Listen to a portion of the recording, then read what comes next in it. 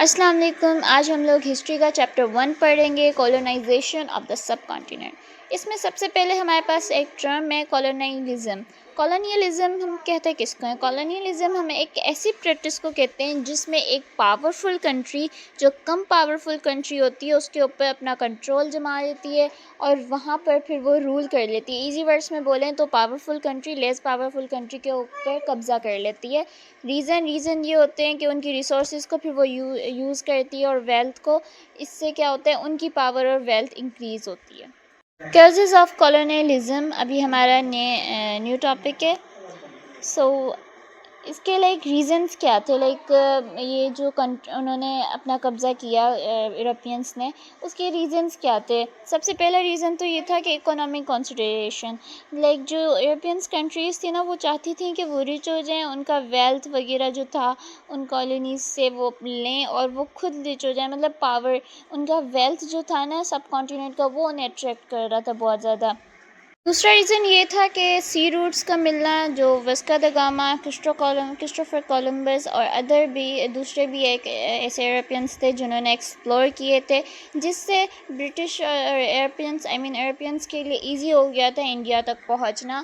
اور ایک اور ریزن یہ بھی تھا کہ unstable political condition of Asian اور افریقن. جو ایشین اور افریقن تھے ان کی پولیٹیکل کنڈیشن حد سے زیادہ بری تھی، تو اس کا یورپینس نے فائدہ اٹھایا اور اپنی position as a trader in India بہت زیادہ اچھی بنا دی. اور ایک اور ریزن بھی تھا کہ جو یورپینس تھے وہ چاہتے تھے کہ ان کا سویلائزنگ جو مشن ہے وہ بڑھے. اس مشن میں یہ تھا کہ وہ اپنا ریلیجن، اپنا کلچر، ویسٹرن اسٹائل سب کچھ یہ اپنانا پھیلانا چاہتے تھے. ریلیجن میں کرسچینٹی آ جاتی ہے، یہ چاہتے تھے کہ ہر کوئی کرسچینٹی پہ فالو کرے. ان کا یہ مشن تھا، تو اس لیے بھی انہوں نے سب کانٹیننٹ پہ اپنا قبضہ کر لیا تھا. اور انہیں را مٹیریل چاہیے تھا چیپ ریٹ پہ اپنی انڈسٹریز کے لیے. تو پھر انڈیا میں بہت ساری ایسی چیزیں تھیں جو ان کی انڈسٹریز میں یوز ہو سکتی تھی، اور یہ چیزیں انہیں چیپ ریٹس میں بھی مل رہی تھیں، مطلب بہت سستے میں مل رہی تھیں. تو اس لیے بھی انہوں نے کیا، یہ ریزن بھی تھا. اور انہیں یہ چاہتے تھے کہ اور زیادہ لوگ ان کی چیزیں خریدیں، نیو مارکیٹس ہوں، اور پھر جو ان کے لیے فائدے کے لیے تھا. تو ایسا ہی ہوا، انہوں نے انڈیا میں اپنی کمپنیز وغیرہ کھولی، لوگوں نے ان کی چیزیں خریدی، ان کی نیو مارکیٹس میں. یہ سارے 6 ریزن تھے. اگین ریوائز کروا دیتی ہوں. فرسٹ، ویلتھ سے اٹریکٹ تھے. دوسرا، سی روٹس مل گئے. تیسرا، جو ایشین اور افریقن کی پولیٹیکل کنڈیشن بری تھی اس کا فائدہ اٹھایا گیا. چوتھا، ان کا مشن جو تھا اسے پھیلانا. پانچواں، انہیں را مٹیریل چاہیے تھا. اور چھٹا کہ انہیں اور زیادہ کنزیومرز اور نیو مارکیٹس چاہیے تھیں، مطلب وہ اپنی مارکیٹس نیو چاہتے تھے کہ.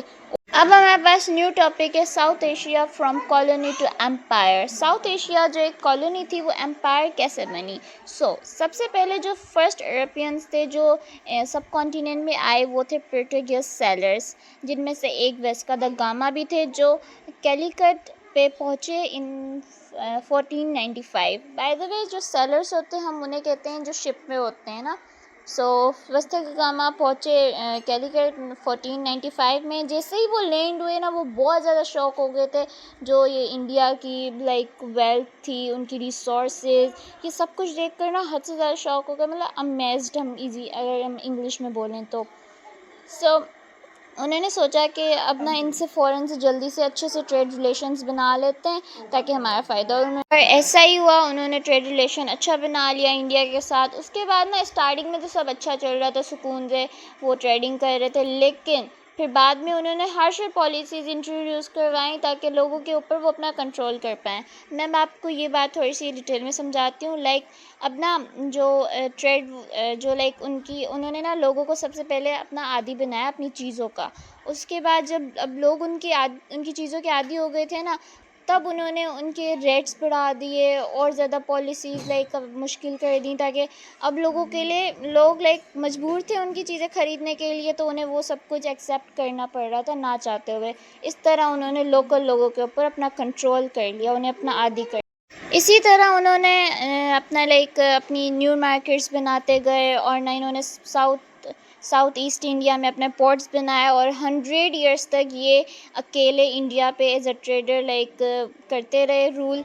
और उसके बाद क्या हुआ कि 16th सेंचुरी में इनकी डिक्लाइन शुरू हो गई, क्योंकि डच और ब्रिटिश ने भी ट्रेडिंग करना शुरू कर दी और ना ये ब्रिटिश को कंपटीशन दे रहे थे और ये सब कुछ कंपटीशन हुआ था। ये क्योंकि ब्रिटिश और डच भी ये सोच रहे थे कि अगर ये लोग कर रहे हैं हम क्यों नहीं करें, अगर ये लोग कर सकते हैं। तो इसी कंपटीशन में उन्होंने भी किया और इसी तरह पोर्टुगीज़ की डिक्लाइन हो गई इंडिया में। और फिर क्या हुआ कि 70s 50 में ब्रिटिश और फ्रेंच की ना कंपनीज सबसे ज़्यादा टॉप पे थी, ये दोनों कंपनीज। तो अब ज़ाहिरी मैंने आपको पहले ही बताया सारे एक दूसरे के साथ कंपटीशन में थे, तो इन्होंने एक जंग लड़ी, द डेसिसिव बैटल ऑफ बंदीवश 1760 में, जो ब्रिटिश और फ्रेंच के दरमियान हुई थी, जिसमें ब्रिटिश जीत गए और पूरे इंडिया के ऊपर अपना कंट्रोल करने लगे। ब्रिटिश को ना मुग़ल की जो दौलत थी वो बहुत ज़्यादा अट्रैक्ट कर रही थी, और इसी वजह से मुग़ल की डिक्लाइन हुई और ब्रिटिश ने पूरा इंडिया कम्प्लीटली तौर पर ले लिया। ब्रिटिश ने बहुत इजीली ले लिया, क्योंकि जो मुग़ल थे वो अपनी अय्याशियों में मसरूफ़ थे, उन्हें टाइम ही नहीं था कि वो पॉलिटिक्स में थोड़ा सा ध्यान दें। तो उन्होंने ब्रिटिश आए, उन्हें पागल बना के चले भी गए, उन्हें पता भी नहीं चला। ब्रिटिश के आने से क्या हुआ कि उन्होंने ईस्ट इंडिया कंपनी बनाई। ईस्ट इंडिया कंपनी ने अपनी मिलिट्री और अपनी पॉलिटिकल पॉलिसीज़ बनाई इंडिया में with the help of British army, क्योंकि ब्रिटिश आर्मी हद से ज़्यादा स्ट्रॉन्ग थी और उसी की हेल्प से इन लोगों ने इंडिया के ऊपर अपनी मिलिट्री हर चीज़ें अपनी बनाना शुरू कर दी। सो आई होप आपको ये दोनों टॉपिक्स अच्छे से समझ में आ गए हों, एंड मैंने कोशिश की है मैं शॉर्ट बनाऊँ ताकि ज़्यादा इजीली आपका ज़्यादा टाइम भी ना जाए और आपको समझ में भी आ जाए। सो अल्लाह हाफ़िज़, I hope you love this video. Bye, अब मिलते हैं अगली वीडियो में।